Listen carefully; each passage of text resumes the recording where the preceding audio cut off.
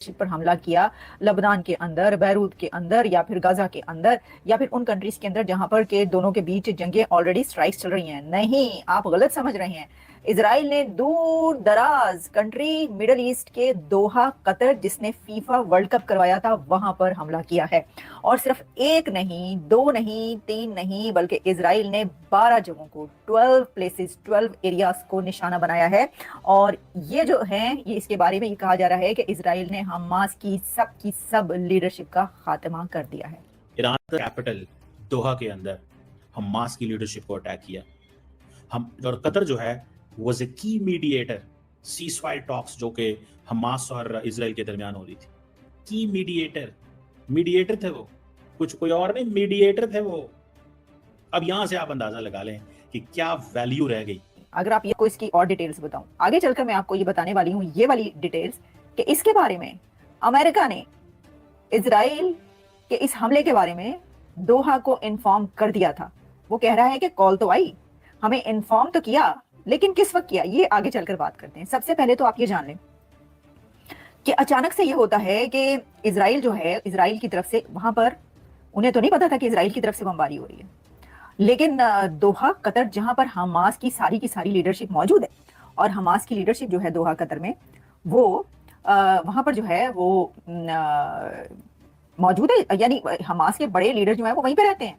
Hamas की बड़ी leadership जो है वो वहां पर रहती है, जिसमें खालिद मशाल भी है जो कि कतर में रहता है। जिनका दिल किया तो मिलिट्री इंस्टॉलेशंस पे हमले कर दिए अमेरिका के, इसराइल का दिल किया तो उसने जो है उनको खत्म कर दिया। तो फायदा क्या हुआ भाई? आप क्या कर रहे हैं? आप अपने आप का दफा ही नहीं कर सकते। अगर आप रोक नहीं सके तो आप इस काबिल तो हो ना कि आप हमला कर सके भाई।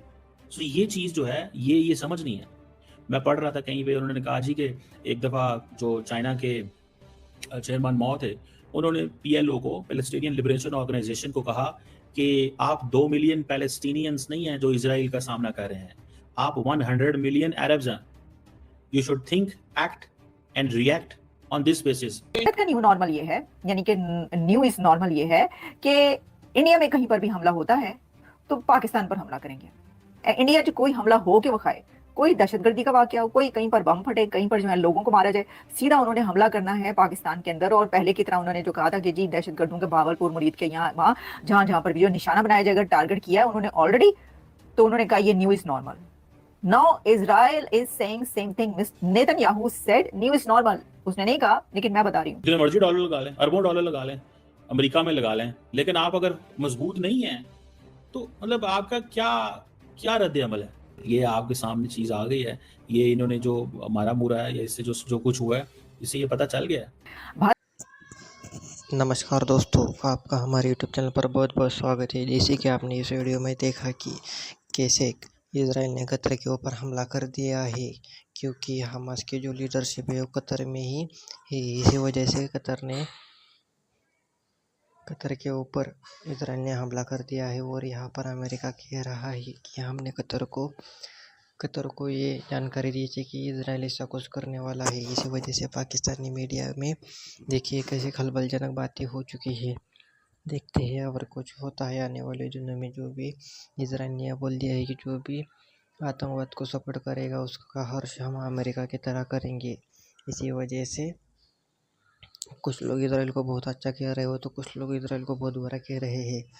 इजराइल काफ़ी दिनों से फिलिस्तीन इजराइल के वॉर में, इसी वजह से इजराइल को पूरी दुनिया हेट करती है। इसके आपके बारे में, इसके लिए आप क्या कहना चाहते हैं? अपनी राय कमेंट में ज़रूर बताइएगा।